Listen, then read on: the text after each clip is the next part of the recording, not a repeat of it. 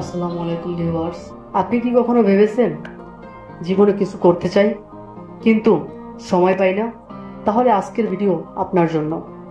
আজকে আপনাদের জানাবো সফল মানুষরা কিভাবে তিনটি জিনিস বদলেই নিজেকে পরিবর্তন করে। তার ভিতরে সর্বপ্রথম আছে সময় ব্যবস্থাপনা, টাইম ম্যানেজমেন্ট। সফল মানুষদের কাছে সময় হলো সোনার চেয়েও দামি। তারা প্রতিদিন একটা লিস্ট বানায়। তারা জানে কখন কি করতে হবে। তারা জানে কোন কাজ সময় নষ্ট।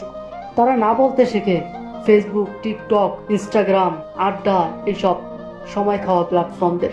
তুমি যদি প্রতিদিন 2 ঘন্টা কাজের পেছনে সময় দাও, 6 মাসে নিজেকে বদলে ফেলতে পারবে। তারপরে দ্বিতীয় ধাপ হচ্ছে অভ্যাস।